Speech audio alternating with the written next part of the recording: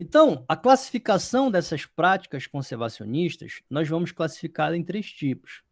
Em práticas edáficas, onde será utilizado principalmente a vegetação ou as plantas espontâneas ali do banco de sementes do solo.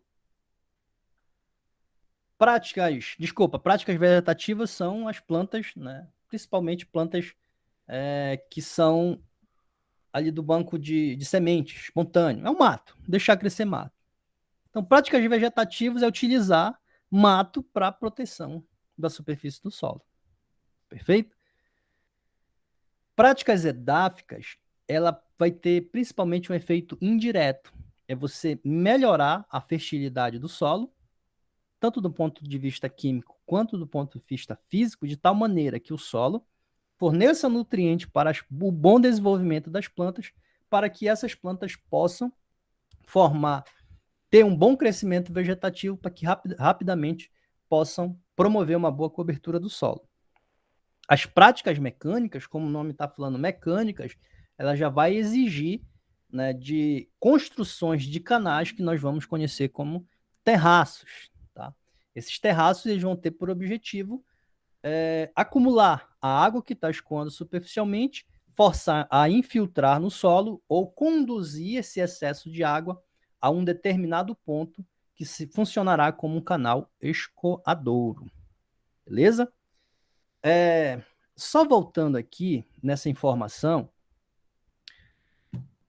com a remoção do perfil do horizonte A, ficando o horizonte B exposto, você já sabe que o horizonte B ele terá uma fertilidade química menor que o horizonte A.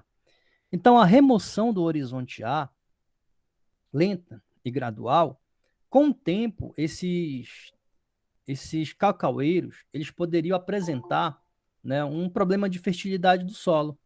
E que no futuro, né, essa deficiência de fertilidade do solo ia ser explicada justamente porque houve essa remoção do horizonte A no período de implantação. Tá? Então, isso são situações que podem ir ocorrendo ao longo aí da vida prática profissional de vocês. Okay?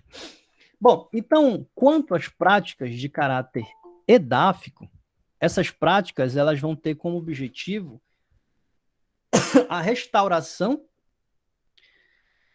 a restauração do. Cadê a canetinha aqui? A restauração ou. Não está aparecendo. E o melhoramento da fertilidade do solo. Essa restauração e esse melhoramento da fertilidade do solo ele vai estar relacionado a você adicionar nutrientes, nitrogênio, fósforo, potássio, cálcio, magnésio, controlar a acidez do solo, ou seja neutralizar o alumínio tóxico, seja pela adubação verde, adubação química ou adubação orgânica. Então, é através dessas fontes é que nós iremos adicionar nutrientes ao solo. Então, isso é considerado, né, uma prática de caráter edáfico.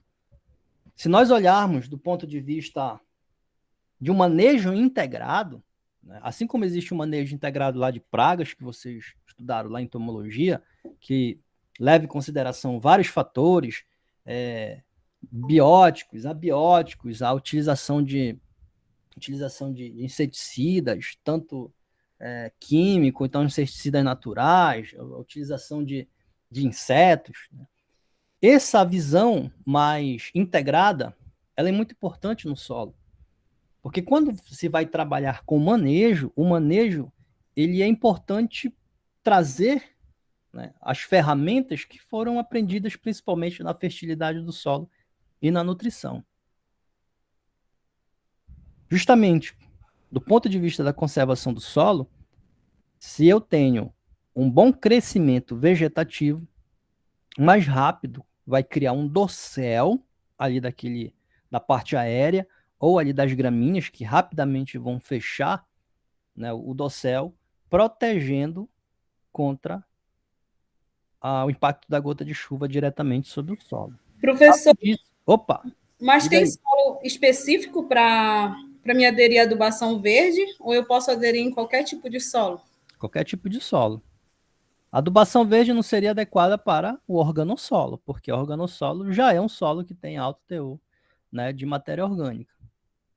Mas os demais, a adubação verde e a adubação orgânica, elas são, vamos dizer que é obrigado, né? É um princípio que não pode ser descartado de uma agricultura.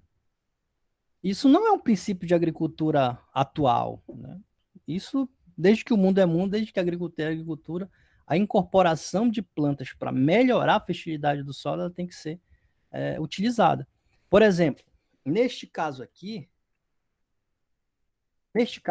ó, a adubação verde, ela seria muito importante nessa situação, principalmente porque o cultivo está em solteiro. A adubação verde, seja ela, né, com qualquer espécie da família leguminosa, então a adubação verde ela vai ter por esse objetivo também, né? Uma planta que forneça nutrientes e as principais espécies utilizadas são da família leguminosa. Vamos imaginar que o solo está exposto, um cultivo de qualquer espécie aí, né? De adubo verde, seja uma leguminosa, um calpi, uma feijão de porco, uma crotalária, seriam espécies que teriam um crescimento rápido, protegeriam o solo e também estariam fornecendo nitrogênio oriundo da fixação biológica do nitrogênio. Perfeito? Adubação orgânica, geralmente a gente utiliza esterco, né? Os mais diferentes tipos de esterco aí disponível. Lembrando que tudo isso tem uma limitação que envolve a disponibilidade de material. Este é o grande problema, meninos. Tá? Às vezes, né, a situação que nós conhecemos, que, pô, por que o cara não fez isso, por que não fez aquilo, ela está muito submetida à disponibilidade de material. A disponibilidade, principalmente com a adubação verde, a oferta de sementes, né, desses mais variados aí, espécies de leguminosas, né, feijão calpi, crotalária, feijão de porco, às vezes é muito limitada a disponibilidade desse material, principalmente aqui para a gente na Amazônia. Daí a importância de muitas vezes, dentro da propriedade, o próprio produtor ter um banco de sementes que ele mesmo está cultivando ali. Obviamente, vocês vão estudar isso lá em legislação de semente, que essas sementes produzidas dentro da propriedade, elas só podem ser utilizadas pelo próprio agricultor. Tá? Para ele produzir sementes, tem toda uma legislação e tem toda uma técnica adequada para o cultivo de semente. A adubação verde, ela é importantíssima para um sistema integrado de uma agricultura, por vários motivos. Tá?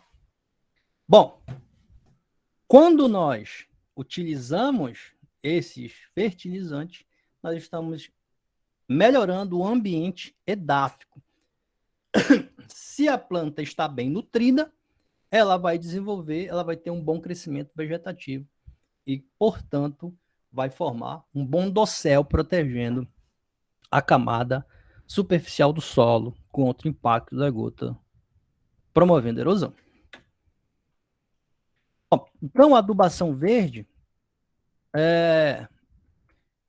como eu falei para vocês, ela vai ser incorporada ao solo ou ela é triturada e esse material ficando sua em deposição.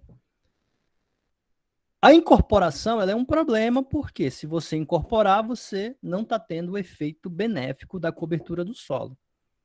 Tá? Então, o mais indicado é justamente fazer o corte deste adubo verde e esperar, né, que ocorra esse processo de decomposição e, ocorrendo com a decomposição, a mineralização da matéria orgânica e a liberação desses nutrientes. Tá?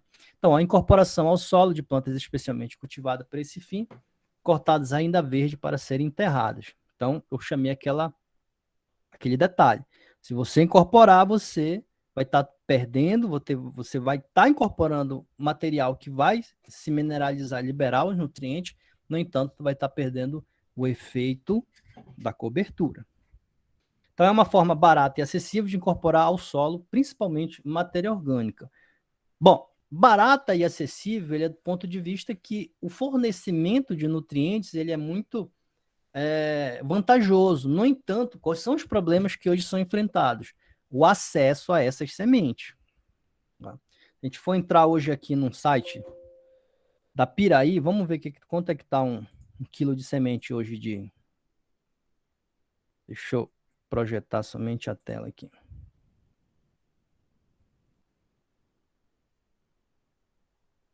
Projetar a tela inteira.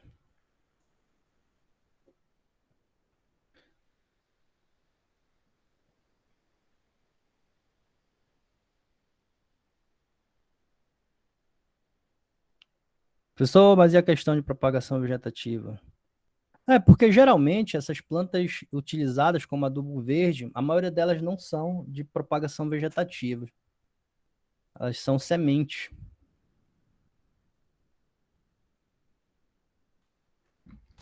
Essas plantas que são adubos verdes, hoje elas são utilizadas no conceito de plantas de cobertura. Tá? Então vocês vão encontrar muito isso. Né? É importante as plantas de cobertura, plantas de cobertura, papá. Planta de cobertura são plantas que são utilizadas também como adubo verde. Ó, um dos principais fornecedores que tem é a Piraí Sementes.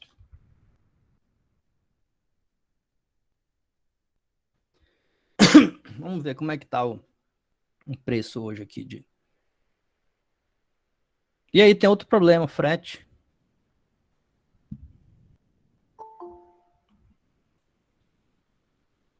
Vamos pegar o exemplo aqui, ó.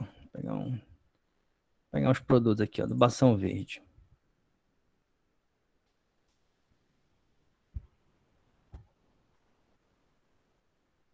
Aqui os benefícios, não, cadê? É produtos mesmo.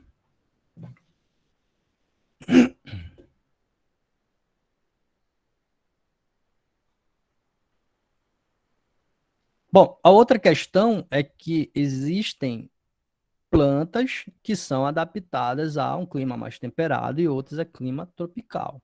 Tá? Vou pegar o feijão de porco aqui, ó. Feijão de porco. Deixa eu ver se tem um preço aqui. Caramba, não tem preço, ó. Tem que solicitar o orçamento. Eu já preciso pedir aqui um orçamento de feijão de porco, pra você ver quanto é que tá.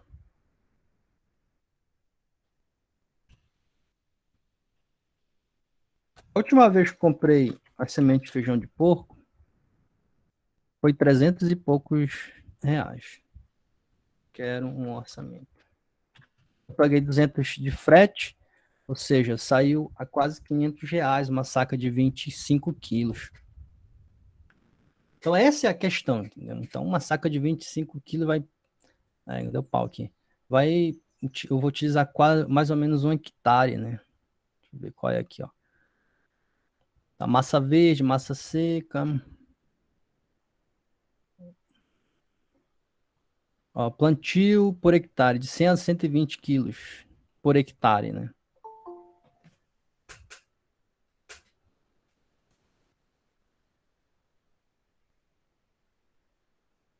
A 120 quilos por hectare, então precisaria de 2 sacas de feijão, né? As sacas são de 25 quilos para fazer o cultivo, né? Então, essa é a questão, uma questão crucial, essa parte econômica, vocês sempre têm que pôr na ponta do lápis. Tá? O efeito existe, né? Deixa eu ver se lá no site da Piraí quanto... eu fechei. Quanto de nitrogênio é incorporado?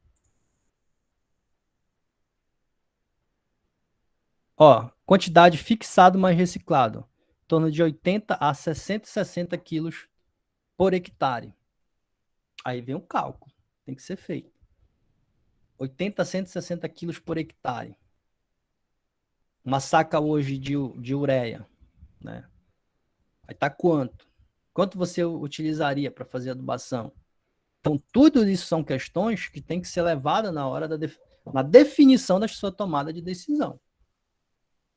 Quanto eu vou ter de incorporação de nitrogênio dos outros nutrientes e quanto isso equivale a uma saca de adubo mineral. Porque muitas das vezes, né, a opção pelo adubo mineral vai ser muito maior. Mas aí vem a outra questão. Quem vai fornecer matéria orgânica? O adubo mineral não vai, mas a adubação verde vai. Então, essas são questões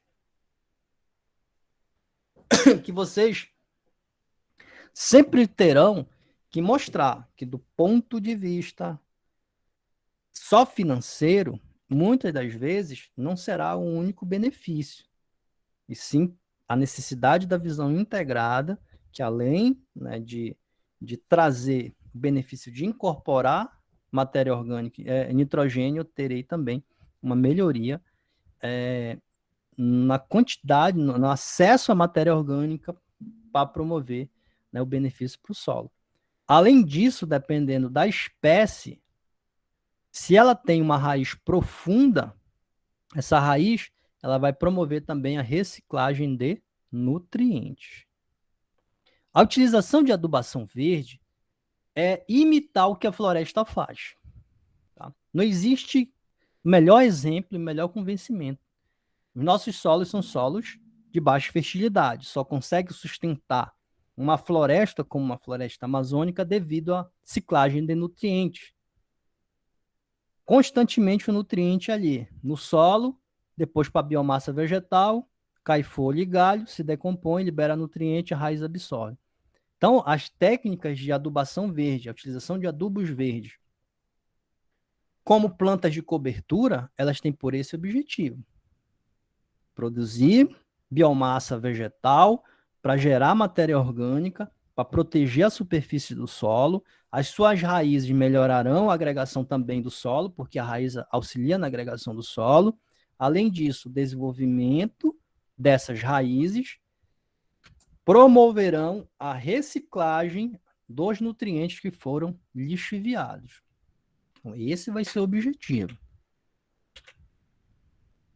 Então, o uso, né, da adubação orgânica, ele vai ter todo aquele benefício químico e físico. Né?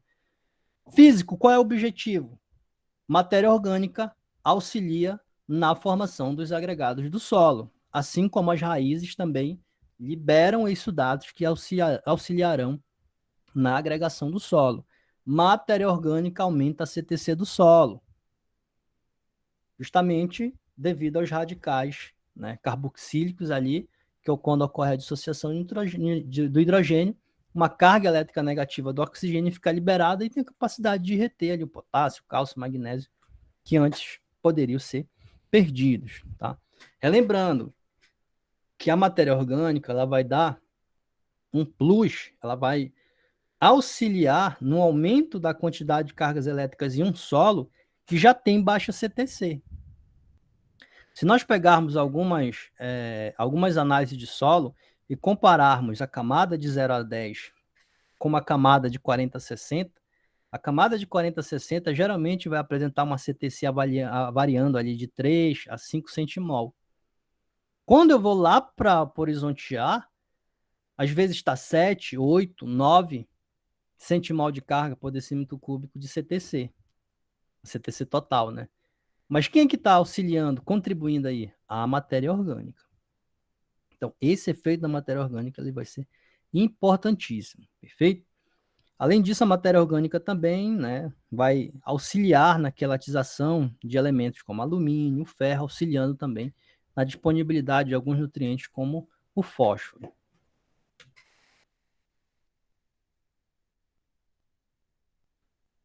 Bom, a utilização dessas espécies, que serão utilizadas como adubo verde, elas vão ser levadas em consideração a disponibilidade de sementes, a adaptabilidade à condição climática da região.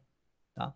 E principalmente se ela não traz doenças. Né? Então, é necessário também levar em consideração a quebra no ciclo de pragas. Né? Algumas espécies, por exemplo, como feijão de porco, elas são muito suscetíveis a nematóides. Então, um local que tem muito nematóide, o cultivo de alguma dessas espécies vai estar favorecendo, né, a proliferação ainda desses nematóides. Então, isso são características que também devem ser levadas em consideração. Quando nós utilizamos leguminosa, o principal benefício é a incorporação de nitrogênio no solo. Tá? Então, a gente tem um exemplo, né, da quantidade de nutrientes que algumas espécies apresentam. Né? Então, olha, a família das crotalárias, né? A júncia, né, em torno de 235 a 313 quilos por hectare de nitrogênio, é bastante nitrogênio que está sendo incorporado. No entanto, esse nitrogênio está na biomassa. A liberação desse nitrogênio, ela é lenta. Ela não vai ser rápida, semelhante, né, ao caso de comprar ali uma saca de ureia, sulfato de amônio, que a solubilidade é alta, rapidamente disponibilizando nutriente. Por isso que quando nós pensamos em um ambiente integrado de produção, o cultivo dessas leguminosas, ela vai obedecer um calendário, né, e um corte, de tal maneira que ao longo de anos vai sempre ocorrer a liberação, a produção dessa biomassa e a liberação desses nutrientes, de tal maneira que o nitrogênio que está imobilizado ele possa mineralizar e ficar solúvel. Tá? Então, o que eu quero que vocês entendam? Que a adubação, ela é uma técnica, adubação verde, uma técnica que ela precisa de tempo. Tá? O solo, ele vai pouco a pouco, né, sair daquele estado, né, de baixa fertilidade, melhorando a sua fertilidade com o tempo. Tá? Não vai ser do dia para a noite. No caso da adubação química, no caso da adubação química, é os conceitos que nós aprendemos em fertilidade do solo. Né? Ele será orientado pelos valores da análise do solo, né? Da disponibilidade de nutrientes da análise do solo. Então, daí, novamente, a importância da análise do solo para o monitoramento da fertilidade. Para verificar os níveis críticos desses nutrientes. Tá? Então, quem está fazendo a disciplina lá de manejo, nós vamos ter um tópico só voltado, né, para a parte também desses fertilizantes, né, um manejo integrado desses fertilizantes. A adubação orgânica, a utilização principalmente dessas adubação orgânica, né, é fornecer os nutrientes, mas esses nutrientes oriundos, né, de rejeitos animais. Né? Então, é uma modalidade de fertilização que emprega-se esterco de curral, tortas ou compostos orgânicos, neste caso, a utilização, né, de subprodutos da extração de óleo, da extração, né, de algum produto de origem vegetal que vai originar esses subprodutos que são utilizados como compostos orgânicos. Tá? Então, esterco de curral, esterco de aviário, esterco de gado, todos eles são os principais utilizados, né, como adubação orgânica. No caso das tortas, torta de mamona, torta de filtro, né, cana-de-açúcar utiliza muito durante o processo de purificação, de filtragem do caldo de cana, que depois será utilizado, né, para a formação, né, lá do melaço, que será utilizado durante todo o processo lá da cana-de-açúcar, ou do açúcar, ou do álcool. Então, durante o corte da cana, vem muitos resíduos. E antes de ser processada essa cana, tem que tirar esses resíduos. Então, tem toco, tem resto de solo, terra aderida, e esse material ele vai sendo filtrado, formando essa torta. Que, na verdade, né, é a filtragem, um produto da filtragem, que depois será utilizado, incorporado ao solo. Vinhaça é outro subproduto também. Então, todos esses materiais, eles terão objetivos de melhorar a fertilidade do solo. Isso nós estamos olhando do ponto de vista da fertilidade. Mas o efeito indireto, ele será, né, sentido na conservação do solo. Porque a disponibilidade de nutrientes, novamente, ela vai favorecer ao melhor crescimento vegetativo, de tal maneira que forme um bom dossel e promova uma boa cobertura do solo, diminuindo o impacto das gotas de chuva sobre o solo. Bom, na calagem, o objetivo é neutralizar a acidez. Relembrando, se eu tenho alumínio tóxico no solo, vai afetar o desenvolvimento das raízes. Se afeta o desenvolvimento das raízes, a planta não vai se desenvolver, não vai crescer, vai limitar o crescimento vegetativo dela. Portanto, isso vai né, trazer como um impacto negativo aquele efeito de cobertura do solo. Então, a calagem, junto com as adubações orgânica, mineral, adubação verde, elas auxiliarão neste processo, né, de criar um ambiente edáfico adequado para que a planta possa crescer bem nutrida. Então, essas são as técnicas, né, conhecidas como práticas edáficas de conservação do solo. Perfeito? Tudo que eu melhoro o solo, eu estou contribuindo para o desenvolvimento da planta, de tal maneira que ela forme um bom dossel e promova uma boa cobertura do solo. Beleza, gente? Então, em benefício da calagem. Isso aí você já sabe, já de coisa salteada, né? Vai neutralizar ferro e alumínio, devido, né, à precipitação, né, dos óxidos de ferro e alumínio. Aumenta o pH do solo, aumenta os teores de fósforo, de cálcio, magnésio. Teor de fósforo é porque eu estou neutralizando o alumínio e os óxidos de ferro e alumínio. Cálcio e magnésio, porque o calcário é formado por óxido de cálcio e óxido de magnésio. Eu crio condições também para favorecer o desenvolvimento de micro-organismos. E um detalhe, a calagem também ela tem um efeito indireto no processo de floculação das argilas, que auxiliarão no processo de formação dos agregados do solo. Então, a agregação do solo, ela também pode ser melhorada com a presença da calagem. Porque os íons cálcio, eles atuam como o íon floculante ali na floculação das argilas.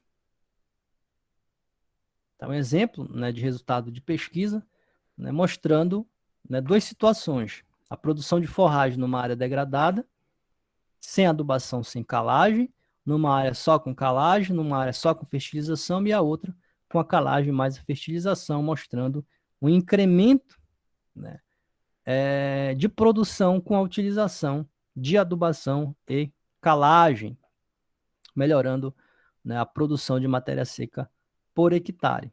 Quando pega ali a média com calagem sem calagem, aqui à direita, né, existe, né, um incremento também mostrando o efeito. Então, isso são dados indiscutíveis, né? Isso todos nós já sabemos, que a neutralização da acidez do solo e a adubação é um dos principais manejos dos nossos solos tropicais, dos nossos solos.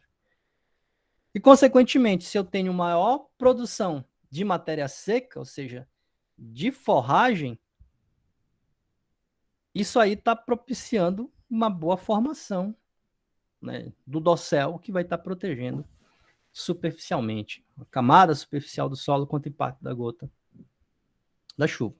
Quando a gente fala em pastagem também, um outro efeito benéfico é que as raízes, elas, por serem fasciculadas, auxiliarão na agregação do solo.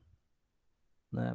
Eles conhecem lá que a raiz né, da gramínea, né, ela tem uma alta capacidade de agregar o solo, principalmente devido à grande quantidade de exudatos orgânicos que são liberados, auxiliando, né, como se fosse uma cola. Né? É o agente sementante ali que vai estar auxiliando na agregação desse solo. Bom, quando nós falamos de práticas de caráter vegetativos e também em alguns livros será conhecida como técnicas complementares, essas técnicas elas serão o efeito em si do cultivo de espécies vegetais. Se eu tenho um bom cultivo das espécies vegetais sobre a superfície do solo, novamente vai estar diminuindo ou impedindo o impacto da gota de chuva sobre o solo. Relembrando, para quem chegou, né, depois na aula, nós estávamos fazendo, né, relembrando, e eu falei o seguinte, que se nós fôssemos escolher das 4 etapas do processo de erosão, se nós fôssemos escolher qual seria a etapa que nós deveríamos de primeira controlar, seria o impacto da gota de chuva sobre o solo. Porque a última etapa é a deposição. Então, quais são as etapas? Impacto da gota de chuva, desagregação, transporte e deposição. A deposição ela só vai ocorrer porque inicialmente houve um processo, né, que promoveu aquela desagregação. E a desagregação só ocorreu devido, né, à energia transferida da gota de chuva para o agregado do solo, promovendo a desagregação, depois o transporte desse sedimento pela água da chuva, posteriormente, quando diminui, né, a velocidade da enxurrada, esse material ele é depositado. Então, quando nós queremos interromper esse impacto da gota de chuva, nós temos que pensar em alguma cobertura. E a cobertura mais barata para isso é o cultivo de espécies vegetais.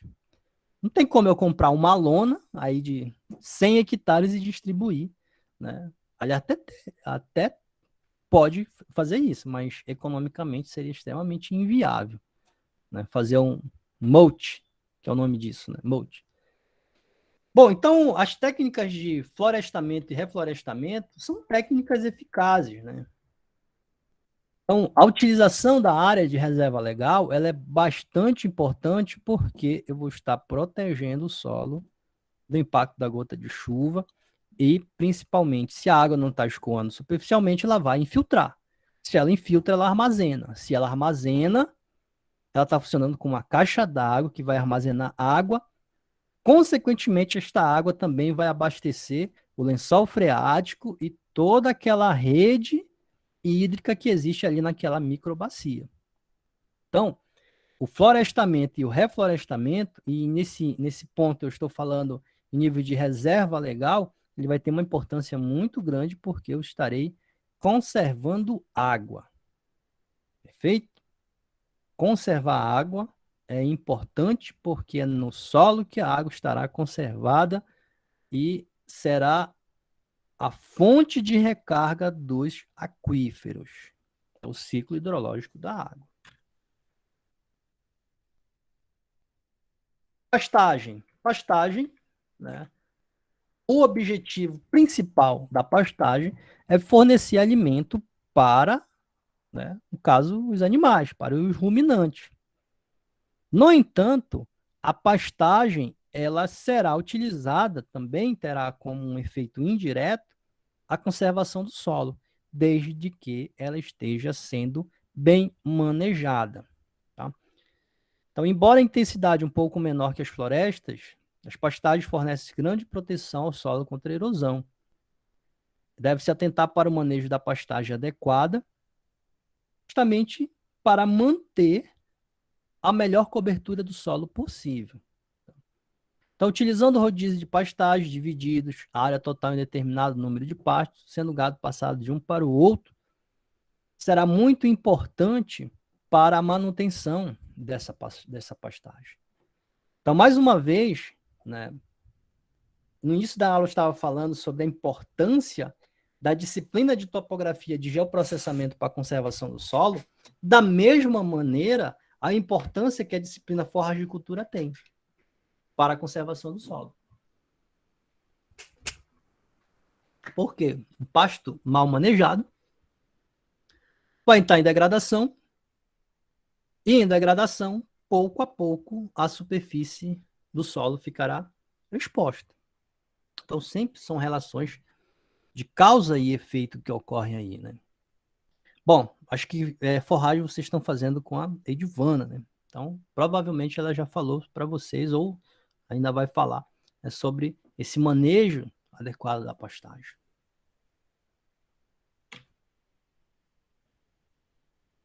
Então, se o pastoreio for livre, os animais, né, consumirão toda a pastagem, diminuindo o potencial de rebrote, consequentemente, cobertura do solo. E se cobertura, o solo vai ficar totalmente exposto. Bom, além da adubação verde, utilizada como plantas de cobertura, ter o efeito de incorporar matéria orgânica no solo e também os nutrientes, as plantas de cobertura auxiliarão também com a sua cobertura viva. Isso vai auxiliar, né, na proteção, principalmente, de cultivos solteiros. Por exemplo, essa imagem aí de um cultivo da sococo, né? Então, o solo exposto aí, ele terá um grande problema, porque solo exposto pode ser facilmente levado pela água que escoa superficialmente, aumenta a temperatura do solo, isso vai afetar, né, no processo de evaporação, vai perder bastante água por evaporação. Então, a utilização dessas plantas de cobertura, elas auxiliarão justamente para cobrir as entrelinhas das culturas, de tal maneira que forme ali um colchão vivo, né, de espécies ali protegendo a superfície do solo. Tá? Obviamente, alguns problemas têm que ser levados em consideração, porque eu não posso utilizar algumas espécies que, no final, tenham crescimento indeterminado, né? Um exemplo da crotalária, ela tem esse crescimento indeterminado que ela pode acabar, né, se desenvolvendo ali ao entorno, né, no caule ou então na estipe da planta. E de tal maneira que ela pode depois até sufocar totalmente a espécie ali da cultura principal.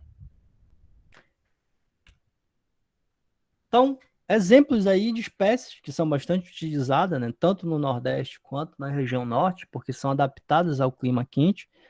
Então, tem o cajanos, a poerária. Poerária tem este problema que eu falei para vocês, de ter o crescimento indeterminado e se enrolar, né, no caule ou então na estipe de palmeiras. Então, tem sempre que ter o manejo adequado ali da roçagem desse material.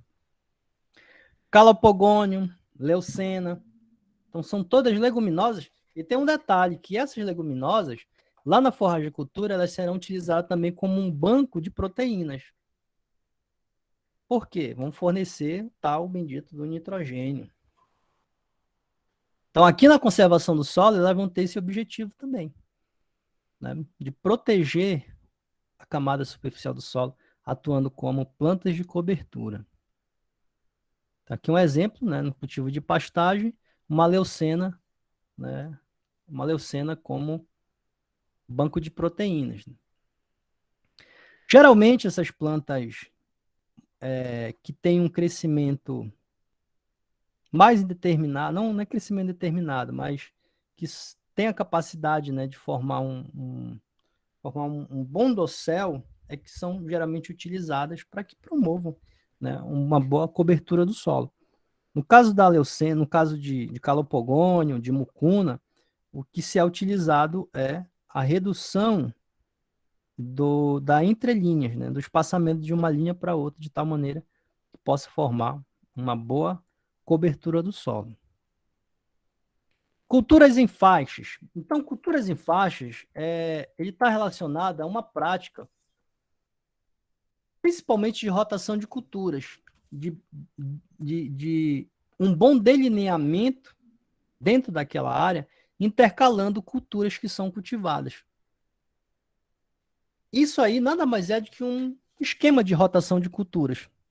Então, que eu tenho arroz numa área e tenho cana-de-açúcar na outra, soja, cana-de-açúcar, ou exemplo aqui, algodão. Poderia ser mandioca, poderia ser arroz, poderia ser milho.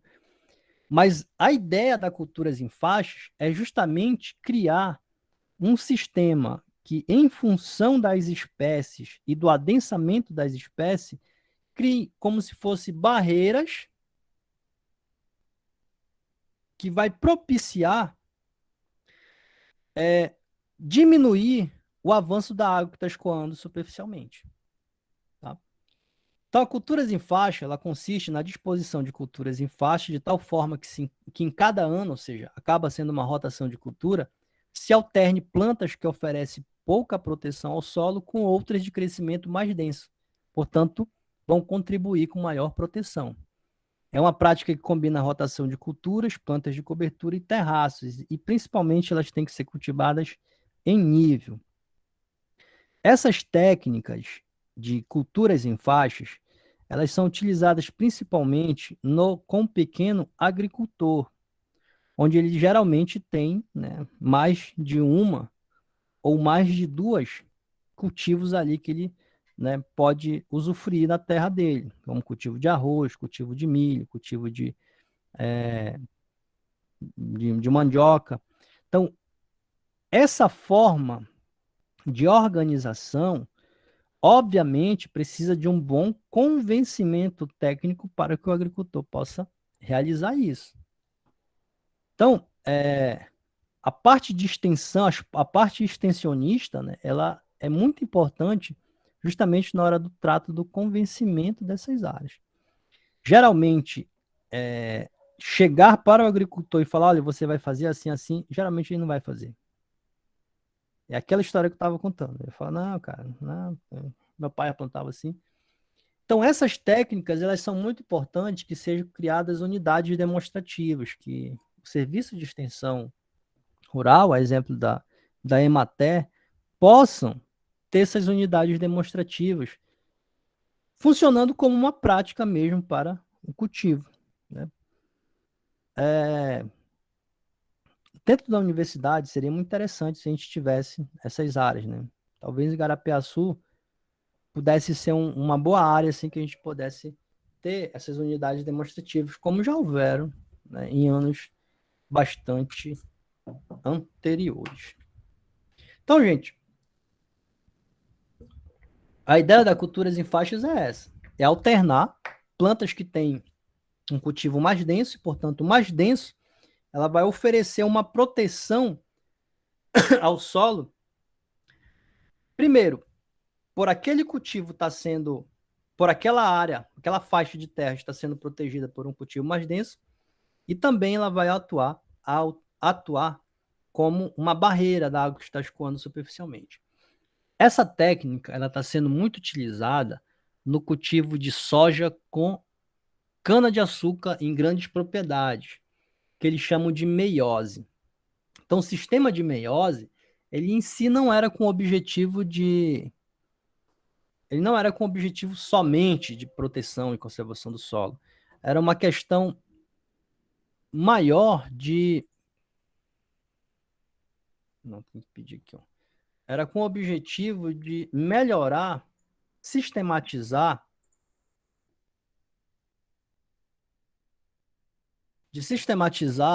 o fornecimento de colmos de cana-de-açúcar na hora do plantio. Então, na cana-de-açúcar, a cana-de-açúcar, ela se dá da seguinte maneira. Tá? Geralmente, são 5 cortes. São 5 cortes de cana-de-açúcar. Isso é num sistema mecanizado. Um sistema mecanizado. Então, tem o primeiro ano, né? É a cana-planta. Cana-planta. E depois, né, terão os outros anos. Segundo, terceiro, quarto, quinto, às vezes, até o sexto, que é chamado de cana-soca. Cana-soca. Tá? Então, imagine o seguinte, vocês têm uma área aqui, que foi feito, né, o cultivo de cana-de-açúcar. Então, teve o primeiro ano de cana-planta e depois, né, 4 ou 5 anos da cana-soca. Cana-soca justamente devido à capacidade vegetativa de rebrota que a cana tem. Como é feito atualmente? Existem áreas que são áreas para fornecimento dos toletes que serão utilizados para o plantio. Beleza? Além disso, depois desses 5, 6 anos aqui, ó, de cultivo, 5, 6 anos de cultivo, esta área ela é reformada plantando-se soja ou amendoim na reforma do canavial. Sabe aquele amendoim crocato? Se vocês olharem lá, de onde ele é produzido, geralmente vai estar escrito assim, Ribeirão Preto. Ou então, às vezes, Jaboticabal. É algum local do noroeste de São Paulo. Justamente porque aonde se planta cana, se planta soja e principalmente amendoim. Com esse objetivo de rotação de cultura, porque o amendoim e a soja vão incorporar nitrogênio no solo. E com isso vai ocorrer uma reforma do canavial. Bom, como eu falei para vocês, que no plantio da cana-de-açúcar, os toletes de cana-de-açúcar, geralmente eles são trazidos de uma outra área que fornece esses toletes. A indústria canavieira começou a pensar o seguinte: por que na hora da gente reformar esse canavial, na hora de reformar o canavial, a gente coloca uma faixa de soja e aqui a gente deixa uma linha de cana-de-açúcar, não colhe, uma linha de cana-de-açúcar. Na hora da colheita, no sistema tradicional, ai caramba, planetinha deu doido. Todas as linhas de cana são colhidas. Nesse sistema aqui, uma linha é deixada. Aí em seguida, coleta tudo e posteriormente... Eita, que tá dando um problema na canetinha aqui. E posteriormente, planta cana. Desculpa, soja. Então, vem soja, cana, soja e cana. Então, além de fornecer, em vez no período da cana, na hora de plantar cana, em vez dos toletes virem de uma outra área, os toletes que vão ser plantados aqui, nessa mesmo local, eles serão retirados dessa cana, que a linha ficou única. Então, esse é o sistema de meiose, que nada mais é que um sistema também, né, de alternância de cultivos. Então, ele vai facilitar muito nessa manutenção da conservação do solo, mas principalmente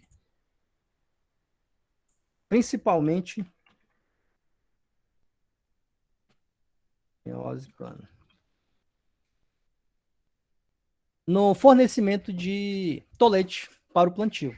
Então aqui é um exemplo. Vou pegar essa imagem aqui, copiar ela aqui.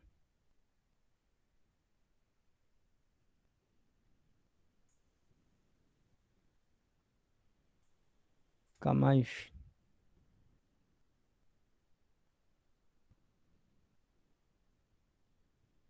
Então esse é o exemplo de meiose. As linhas de cana elas foram deixadas. Aqui ela está sendo colhida já para fazer um novo plantio. Se vocês observarem aqui, ó, aqui tinha soja, já foi cultivado soja aqui. Essas áreas que estão sendo aqui, ó, plantadas, se vocês observarem, existem sucos aqui que foram feitos, esses sucos aqui, eles serão abastecidos e plantados com essa cana que foi deixada. Então, atualmente, o principal sistema de alternância de cultivos é esse aí. É o sistema de meiose. Bom, o cordão de vegetação, ele é o cultivo de uma espécie vegetativa, geralmente uma gramínea que tem um crescimento denso, obedecendo às curvas de níveis. Tá? Então, na hora da definição do levantamento topográfico e da definição dessas curvas de níveis, uma área, seções dessa área que estão todas em curvas de níveis, elas serão cultivadas com uma vegetação densa, com o objetivo de diminuir, de quebrar a velocidade da enxurrada, diminuindo o escoamento superficial. Então, sempre lembre que a topografia é um fator lá de perda de solo por erosão. Quanto maior for o comprimento da rampa e maior a declividade, maior será a velocidade da enxurrada e, consequentemente, maior será também o arraste de partículas. No entanto, se eu secciono a área em compartimentos de tal maneira que eu quebre essa água que está, a velocidade dessa água que está escoando, eu estou diminuindo o escoamento. Estou facilitando também a infiltração. Então, uma das técnicas é justamente essa. E aí, Railane, neste caso de propagação vegetativa, a utilização de espécies que possam se desenvolver por estolões, ela será muito mais viável nesse caso. Porque nós vamos conseguir, né, plantar, cultivar em toda a área. É semelhante ao que a nossa avó fazia, né? Cultivava a patiolinha ali para proteger aquela área ali para não a terra não ser levada pela água, né? É o mesmo princípio, né? É o mesmo princípio. No entanto, vai ser utilizado sempre o conceito de curva de nível, com o intuito de estar disposto de forma transversal ao sentido do declive. Qualquer cultivo, qualquer técnica que eu realize no sentido paralelo ao declive, eu vou facilitar essa velocidade de escoamento. Então, a vegetação permanente provoca a deposição de sedimento e facilita a infiltração, diminuindo a erosão do solo. Mas isso só ocorreu porque ela parou essa água que estava escoando superficialmente. Então, esse exemplo, né, de cordões de vegetação. Então, se vocês observarem o sentido do declive, ele está aqui, né? Qualquer plantio que seja realizado no sentido do declive, eu vou facilitar a ação da água. Então, o cultivo de cordões de vegetação de tal maneira que quebre essa água, ela será importante. Esse sistema... Deixa eu ver, tem uma pergunta da Railane aqui.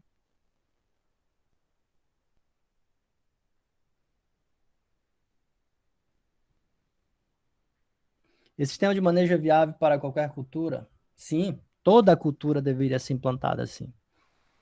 Tá? Seja ela cultivo, né, de plantas herbáceas ou arbóreas. Né? Todas elas devem ser cultivadas assim. Fruticultura, toda, tem que obedecer isso aí.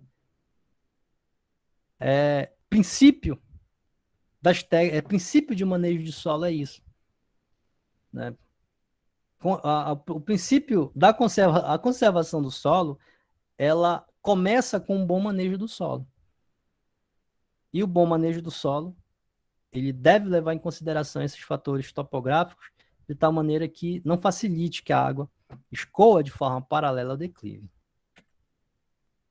Alternância de capinas, isso é uma técnica que é bastante utilizada, principalmente com o pequeno agricultor, ele sempre utilizou isso, né? Que é sempre alternar ruas, de tal maneira que sempre uma vai estar limpa e outra estará com o cultivo de mato. Hoje, com a utilização de herbicidas, essa técnica ela pode até ser substituída, ou com a capina somente ao redor, né, da projeção da copa. Mas o princípio é esse, é sempre ter uma linha, sendo que este cultivo ele está no sentido obedecendo as curvas de nível. Sempre uma área limpa com uma outra área, né, de mato, ou seja, das plantas, né, a vegetação espontânea que tem ali. Ah, professor, mas não vai haver mato competição? Vai. No entanto, tem que ser capinado também na projeção da copa, né? Formar ali aquele coroamento de tal maneira que não permita que ali tenha mato para competir com água e nutrientes para a planta.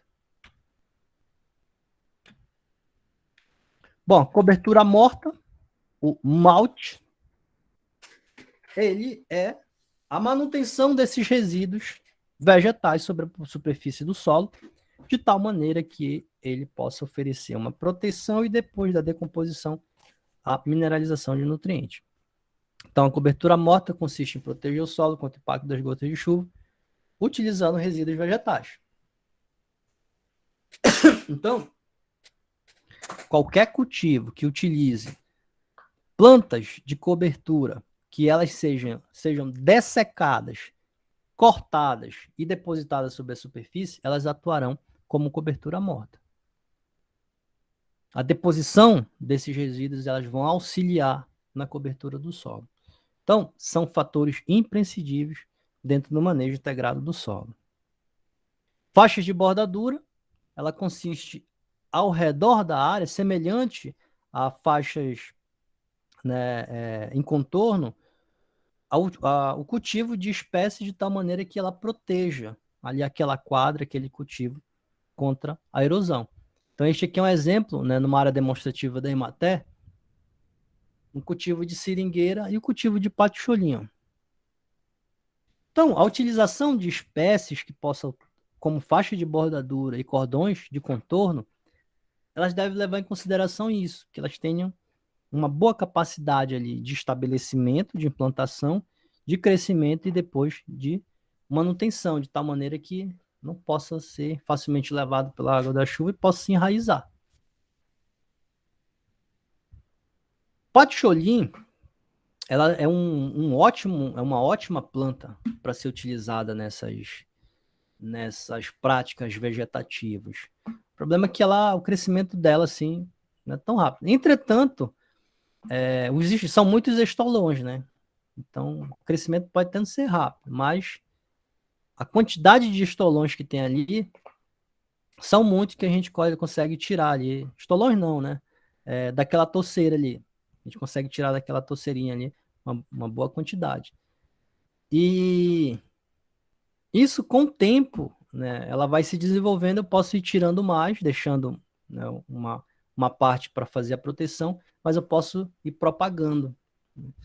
Então, isso são técnicas que ela exige muito, não somente da técnica em si, mas da capacidade que o produtor tem de ter esse material em propriedade e propagar, né? E compartilhar também, né, com os vizinhos ali. Então, a ideia mais ou menos é essa, né? É de tal maneira que você possa ter o máximo possível de práticas dentro da propriedade que promova essa conservação do solo. Exemplo, quebra-ventos também, né? Então, o objetivo é principalmente para controlar a erosão eólica, tá? Os outros casos eram principalmente erosão hídrica, mas quebra-vento principalmente para erosão eólica, para quebrar essa força do vento. Geralmente os quebra-ventos são utilizados também em cultivos de frutíferas para diminuir, né, a incidência de ventos que vão aumentar, né, a evapotranspiração e a perda de água. Então, as práticas vegetativas, elas também serão utilizadas no controle de áreas sulcos de erosão que já se formaram e que dificilmente nós vamos utilizar alguma técnica para, digamos assim, alguma técnica mecânica, né, de deposição de material ou de preenchimento desse solo. Depois que já está feita depois que está feito o sulco, Depois que está formado, né, os sucos de erosão, a melhor forma que tem agora é interromper esse fluxo de água. Aquele canal já foi formado, né? Então, deixa que a própria natureza, a vegetação se desenvolva ali e possa nascer outras espécies, né? De tal maneira que as raízes agreguem melhor o solo e não permita que ele seja arrastado. Então, olha, tem um exemplo típico que acontece na nossa região, né? Não conheço uma propriedade que não ocorra isso, né?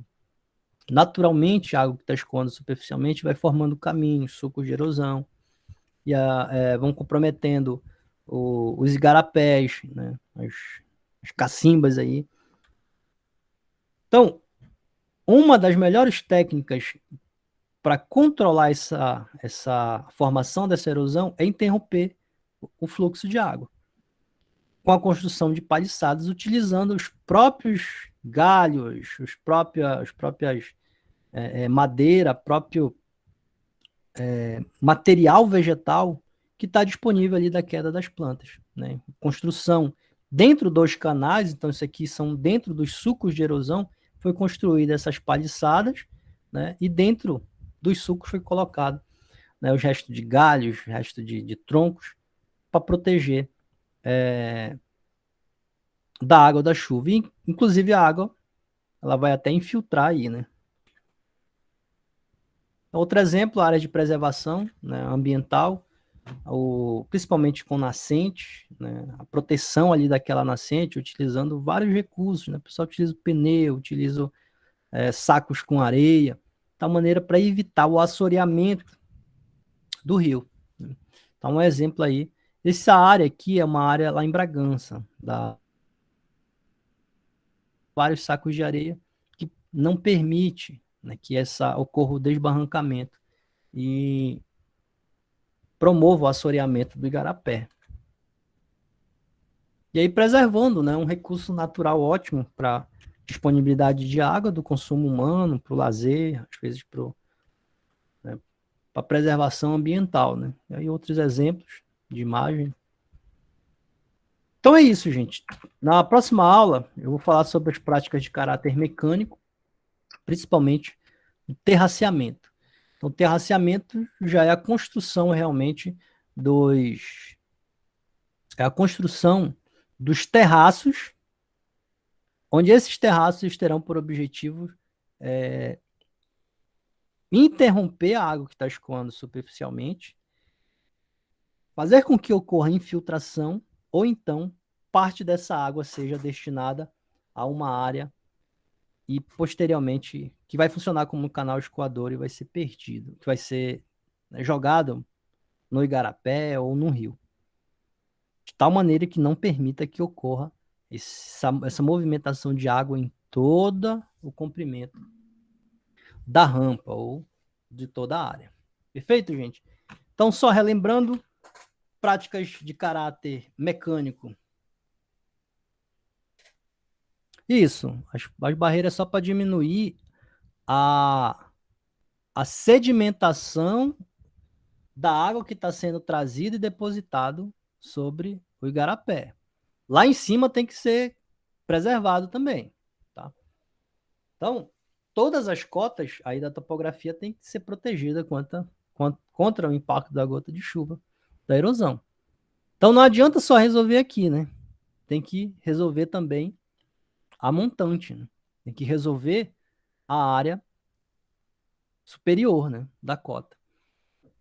Então, práticas de caráter DAFC, prática de caráter vegetativo, tem por objetivo auxiliar ou então promover a manutenção da cobertura do solo, de tal maneira que se o solo está coberto, ele vai oferecer uma proteção contra o impacto da gota de chuva sobre a superfície do solo.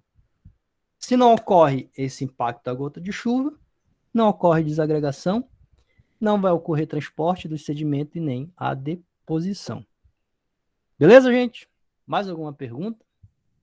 Se não houver nenhuma pergunta, né, pode colocar o nome de vocês aí nas mensagens para contabilizar como a frequência.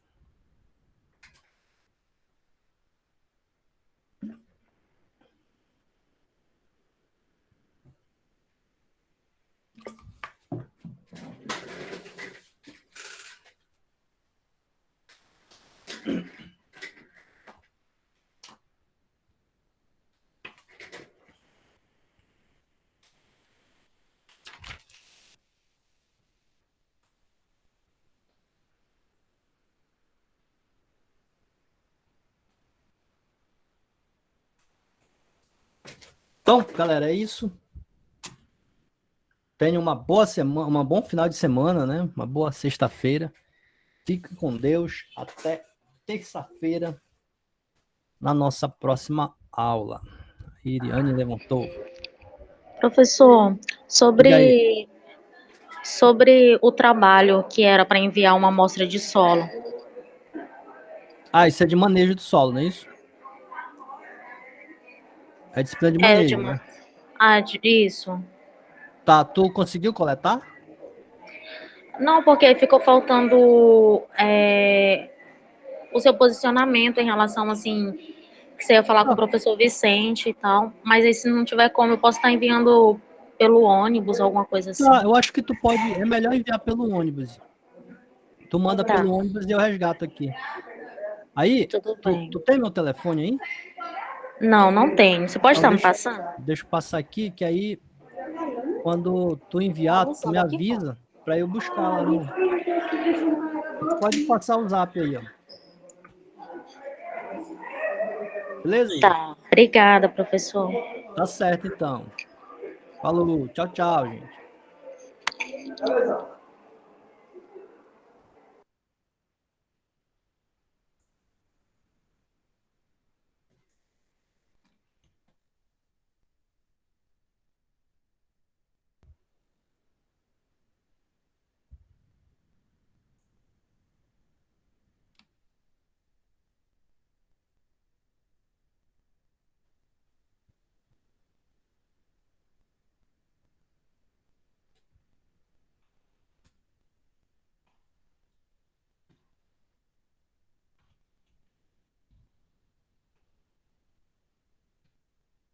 Dois mil e 2021.